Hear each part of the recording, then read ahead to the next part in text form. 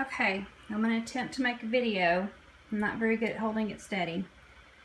I have opened Adobe Bridge and I have selected 4 pictures, which are my pano pictures. I usually shoot them vertically in 4 to 5 sections at a time, and I find that vertically gives me more sky, and especially if you are trying to shoot a tall building, it will give you some more room to crop.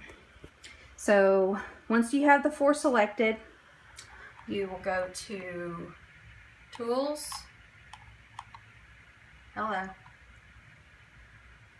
Tools, Photoshop, Photomerge.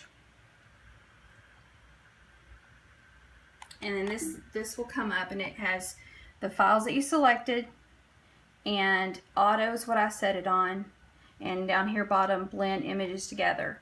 And then you click all 4 of these, which I gotta try to do and hold the camera. I can't, hold on. Click all 4 and then hit OK, and then it's gonna start doing all of this business. It will look at all the colors and the, orientation, and it will do its best to align everything to where it looks pretty good. And it takes maybe a minute and a half, which is a lot easier than doing it by hand like I used to do.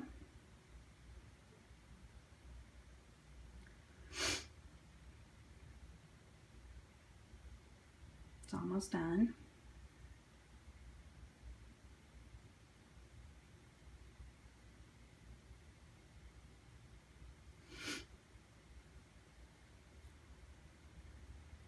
Okay, so this is what you get. It looks pretty good. It will put it in layers, and I go in and I merge them, not flatten.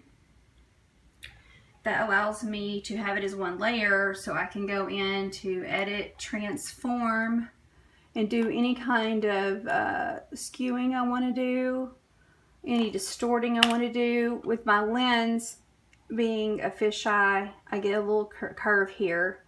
You can play with that. There's also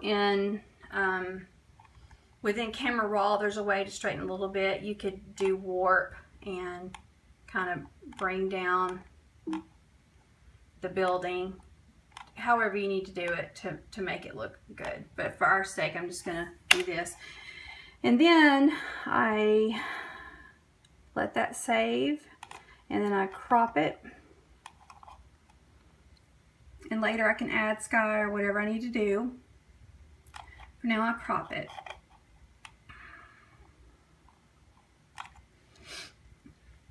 And I've already saved it. No, I haven't. So I'm going to save as, oh, sorry. I mean to make it a JPEG. Make it a JPEG. So I flatten the layers. Then I save it as a JPEG. I'm just going to call it sample. I'm just going to save it on my desktop.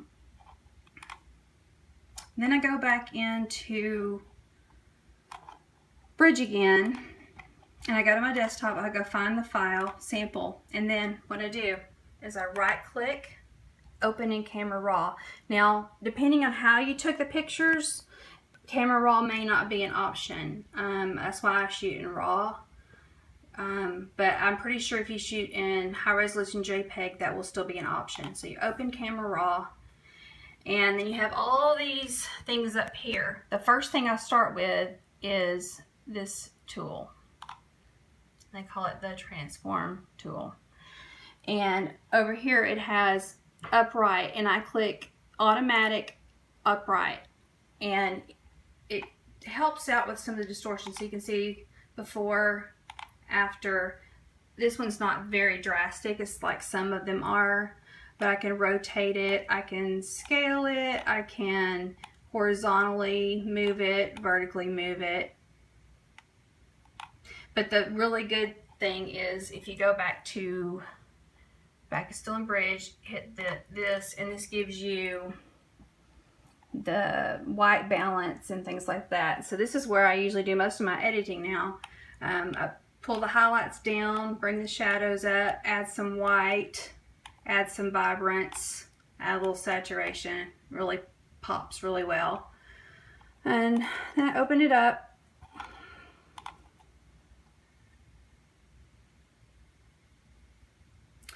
And then I'm going to send you this action. It's called Crystal Clear. Crystal Clear. And you just hit run. And it kind of does a little bit of the same stuff I've already done. But if you don't want to do all that, you can do that. You can do this action. And once it's ran, it puts a folder in your layers. And you can adjust the brightness. So like the brightness, I usually turn that back off. You know, this adds some crispness to it, and it's all done by percentages, so it's 26% crisp. You can just go in here and modify all of these and make a really nice picture without a whole lot of work. So hope that makes sense. And flatten it, save it, resize it, because once you do a pano, it's going to be, let's see, 32 inches wide. I usually bring it down to 20 for my purposes. So that's what I do. Let me know if you have any questions.